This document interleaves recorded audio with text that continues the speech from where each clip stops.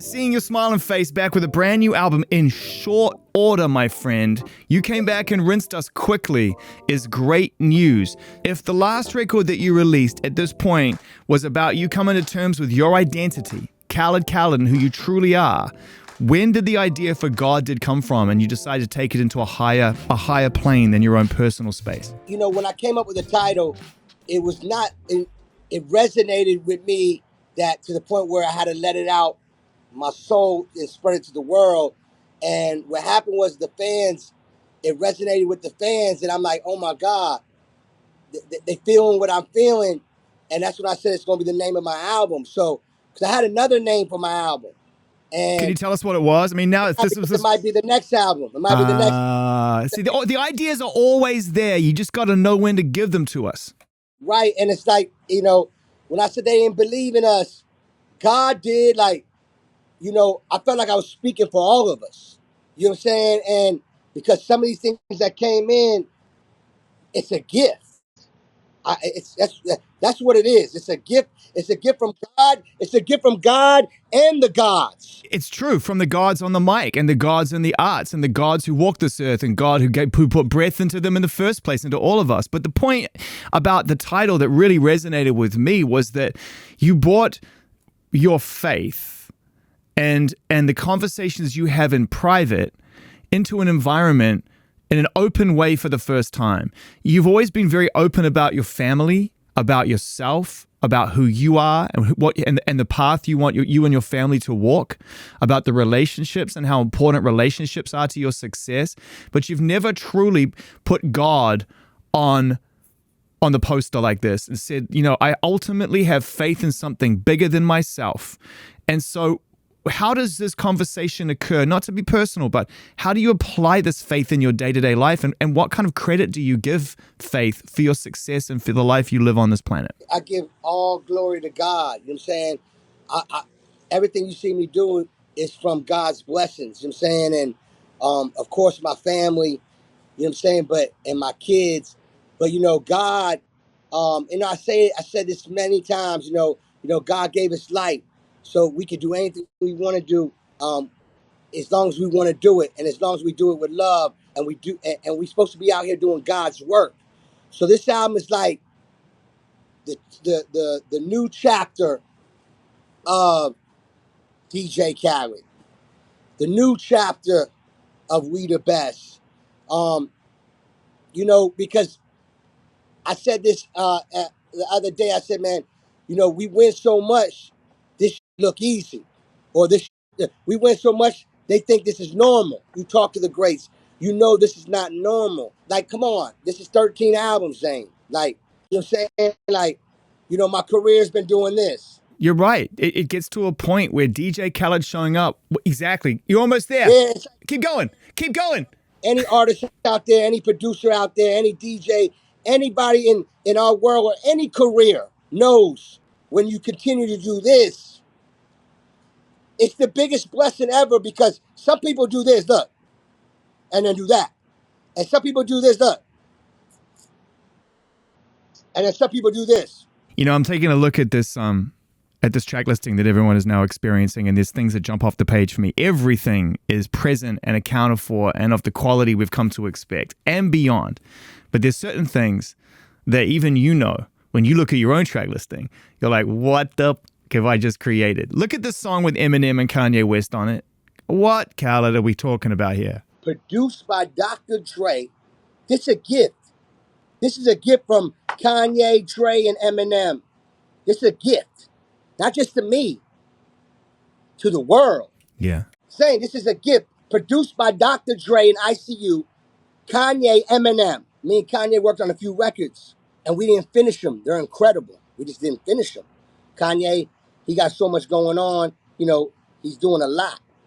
So I'm like, yo, I called Kanye one day and I said, I got an idea. He came by my house like a year and a half ago. 8 in the morning, he just showed up to my house. I never knew he was coming. He tells the chef, give me some eggs with ketchup, and he had a drink. We go to my studio. I play him music, he plays me music. We both inspiring each other. He plays me an incredible album that he did with one of my idols, Dr. Dre. He played it from top to bottom for me. I couldn't believe what I was hearing. We had a great get together at the crib. He leaves. That's a year and a half ago. I told you he was making records for this album. Me and Ye, he couldn't finish them because he was so busy. So I said, I got an idea. I remember you playing me this Dr. Dre, Eminem, Kanye record, and y'all was talking about God. Y'all was speaking that gospel. I said, man, that would be beautiful if we could put that on. God did. And Ye hits back and says, I love the idea. You know, Ye don't love no idea. He said, I'm down, but we got to get, obviously, I said, I got to call Dre to get his blessings and, of course, M's blessings. So I called Dr. Dre. I called Dr. Dre after I hung up with, I called Dr. Dre. Like, look, I said, there's a story before that, but let me finish this story. I called Dr. Dre and I said, Dre, bless up, brother. Yo, boom, boom. I was like, yo, I would love to put this song on my album that you produced with M and Ye. Make a long story short, he's like, yo, I'm down. We just got to make sure we get M's blessings. And I'm like, of course. You know, everybody got to want this. This has got to be, everybody got to bless this. So he hits me back and says, Dre said, we got you and we love you. Let me tell you a story. So we get the blessings. A few months ago, I text Dre, before I came up with, calling Ye about this. A few months ago, I text Dre to see if this was still his number, because, I ain't talked to him in a while. So I said, bless up, brother, this is still your number. I think he hits me back like a week or 2 weeks later, but I end up catching the COVID. So I look at my phone, I'm like, shit, he hit me back. But I was sick with the COVID. God bless, God is great. I was going through the COVID shit. So I didn't want to hit him back right away because I didn't have my energy. I didn't have my spirit wasn't up. I'm like, if I'm gonna talk to Dre, my idol, I gotta DJ Khaled. I gotta feel DJ Khaled. He gotta hear DJ Khaled. So I'm like, I was working on another record that I wanted to present to him, that I produced, I wanted to present to him to get on. And I never played it for him. That's what I'm saying. This guy did. Instead, I was blessed to get a gift from Dr. Dre, Kanye West, and Eminem, produced by Dr. Dre, man. The minute I thought my album was done, do you see how my album starts? Six God. Out the gate. Then it goes into Future Lil Baby. Like, I don't know. Hey, listen, I don't know what, like Zane, like, I'm a true, pure fan, but that last minute magic gift, you see what they're talking about on there, right? Zane, they talking about God. This album is called God Did. Then I get a gift. There's so many gifts on this album. There's a record on there called Juice WRLD Did. Hold on. He made a whole record talking about DJ Khaled, We the Best, and another one. They could have blessed me with this last album. Nah, they wanted me to hear it for God Did. When I heard it, he made a song about DJ Khaled, We the Best, and another one. He made a whole song about it. Saying I can't make this shit up if I want to. You know that shit called deeper than rap. Like this, I can't make this shit up if I want to. My relationship with Six God that's my brother. He starts off the album, then it goes into Hove and Ross and Wayne, and Hove's rhyming for 5 minutes straight, talking about everything that Hove did. Not just Hove did that he believed in Khaled, but he also talked about what Hove did. So that means the minute I played it for him, I knew he had a lot to say. I knew it. I knew it. He went 5 minutes straight. When the music speaks to you, it just speaks to you. Then I get a gift from Dr. Dre and Kanye and Eminem. Something else that really jumped out to me on this album, bro, is that I see Quavo and Takeoff on a record. Everyone's talking about the future of Migos. Offset has this great 5-4-3-2-1 record, which I love. So the music is going to be great. Everyone's going to go ahead and continue to make great music. But it is strange at this early stage, as we try to get our head around what things look like, the optics of it, to see Quavo and Takeoff on a record without Offset and not being a Migos record. Do you know what I mean? Those are all my brothers. All three of them are my brothers, and you know, you know, from their big brother, we want to see them together no matter what. It's our job to make sure that they continue to be brothers, but obviously they got their thing. So I don't know, but I can tell you this: that Takeoff and Quavo on this album Yeah. called "Party All the Time." Shout out to Eddie Murphy. That's that gonna go. Obviously, you had to get clearance for that song, Eddie Murphy, his breakout song. Do you know if it landed on Eddie's email? Oh yeah, for sure. You know, his whole team. Shout out to the whole Eddie Murphy team. Shout out to Eddie Murphy for clearing that record. Shout out to everybody that cleared on the album, from the Bee Gees. You know, I love the fact that there's a song on here which falls kind of in the middle. I always look at things still in terms of like album structures, you know, like vinyl, cassettes, things I grew up in, because I think that it creates an emotional resonance to the track listing. And I look at the Don Toliver, Travis Scott song, Let's Pray, song number 10. And I think, you know, because we always have, you know, not enough time. But by that to say that you haven't been generous with your time, I just wish we had a lot more time. But I think about that song, and I think about the fact you brought it into Cactus Jack, and Travis aligned with his boy, and just what the time he's been going through and the spirituality of the song. Just tell us a story about that one before we say goodbye. Man, that record is incredible. One of my favorites. All of them are my favorites, but I love that one because I love Don Toliver. I'm a fan of Don Toliver. I love his name, Don Toliver. Besides his music, him being, because I'm the Don Dada. He's Don Toliver. I'm like, we got to work. You know what I'm saying? So I'm like, and I just like his swag. I like his energy. I like the way he posts on Instagram. I like Don Toliver. I like him. And I love his music. And we made, you know, I documented 90% of the album in my studio, like filmed us recording and making these records. So you're going to see some magical moments. And you'll see our connection with me and Don. And of course, my brother Travis Scott. It was only right to put Travis on this record for a lot of reasons, because it just felt like you had to have Travis Scott on it. Every time I played it for everybody, like you getting Travis, right? Like, that's just, everybody was saying that. And I'm like, yeah, I'm working on it. And he's saying on there, his flow, and then he ends his verse off like, you know, what he say? I'll be back.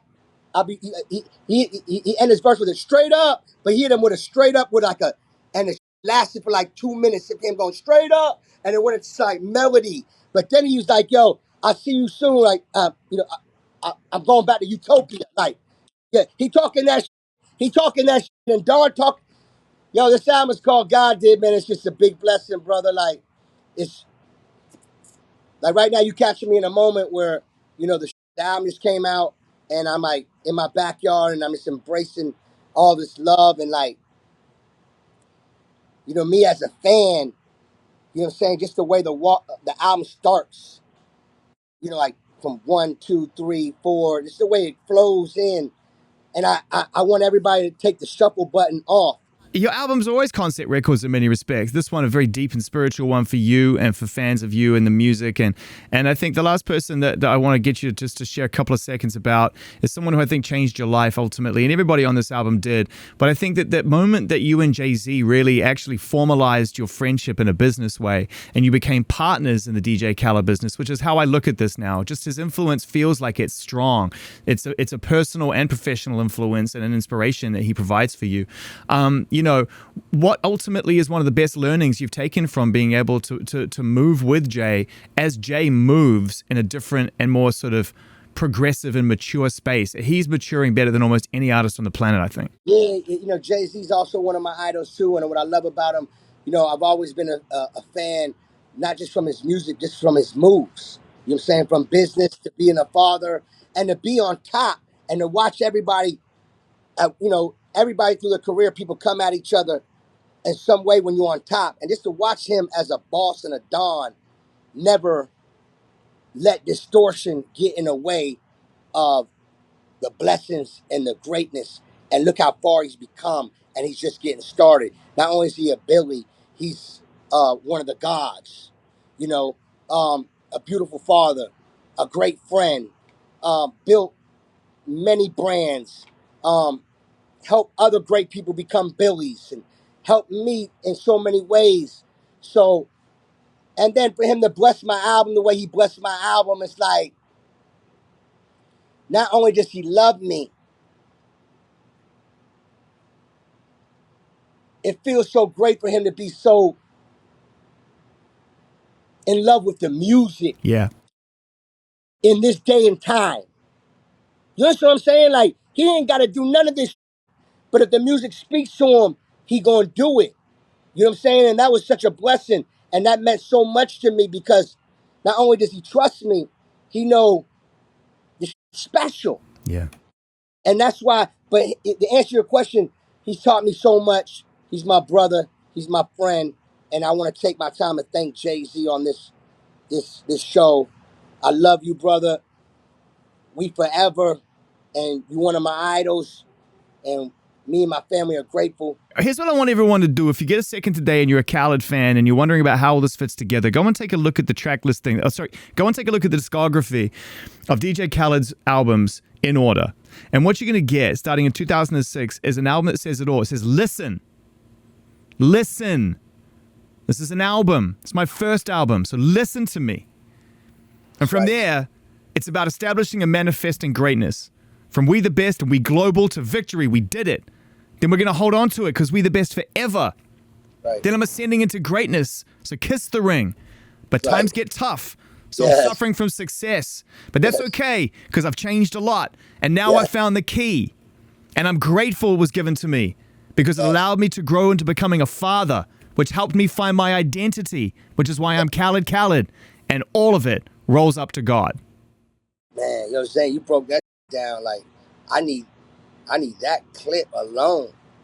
You broke that down like man, like you was reading the Grail.